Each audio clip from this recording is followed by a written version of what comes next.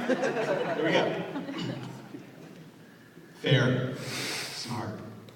Not smart, but brilliant. Kind, athletic, athletically dominating. When we were growing up, the girls would say, that is one good-looking guy.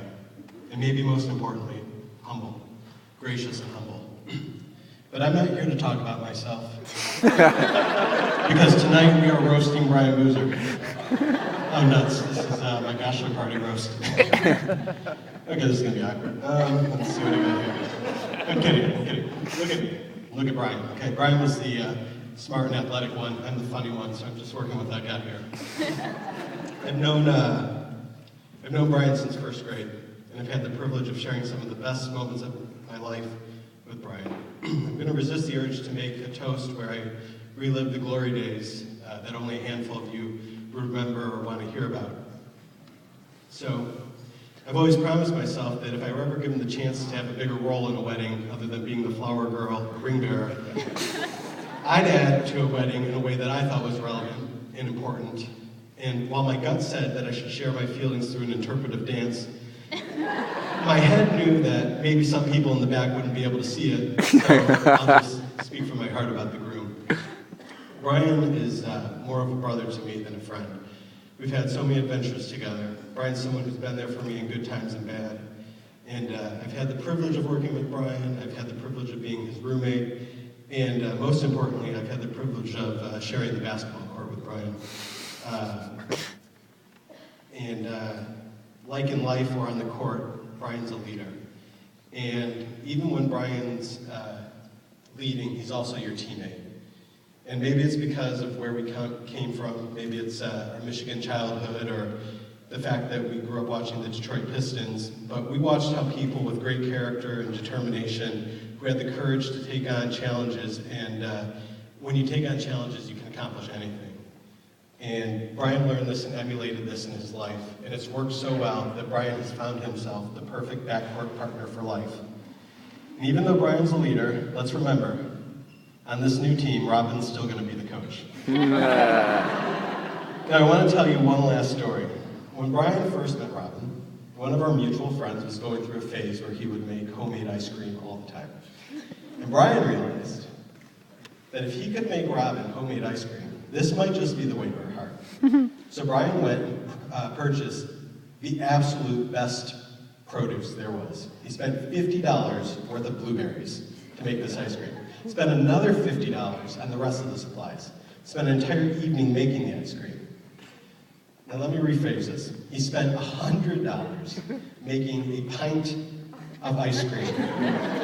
Because this was not normal blueberry ice cream. This was I am in love with you ice cream.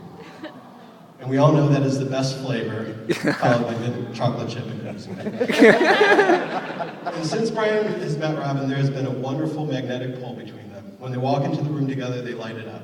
Brian knew what he wanted, and like everything in his life, there's no way he was going to settle. And I remember a few weeks into their relationship, Brian and I were back east for a business trip, and I walked into the hotel room to discover Brian making romantic overtures and being so awkwardly cutesy that I nearly puked. Now, in fairness, I'd like to point out that we were staying in Baltimore, and after you've tried the local fare of crab cakes, the food pretty much goes downhill from there. So it could have been the food that was making me sick. But I'm going to tell you, it was the authentic power of love that I saw that shook me up. If Brian will appreciate this, if you need a pop culture reference, think about the Seinfeld where he and his girlfriend were calling each other schmoopy, and then multiply that by 10,000. Wow, who knew I'd be able to use some of my roast speech from the Bachelor? In all seriousness, I want to go and leave you with a thought from a great thinker named Jackson Kickhart. He says, "True love is one of the rarest jewels of life. Treasure it with all your heart. When you find someone who loves you just as you are, someone who is steadfast during moments of stress, willing to grow with you, and allows you to feel however you choose to feel in any moment, there is nothing more you will ever find in a person. You found true love. When you feel fear of vulnerability, fear of abandonment, and fear of letting go of your own stubborn egoic patterns that keep the real you separate and safe from the other. Trust and love, and go towards your fear. taking the leap of faith in every moment is the journey love requires for its sweet reward.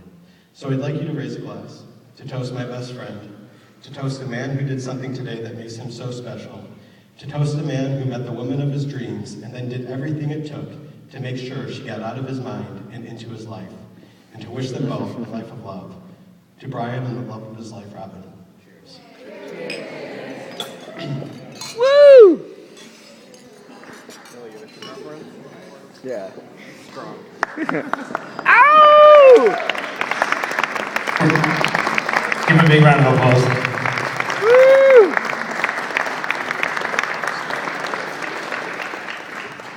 Sapna, where are you?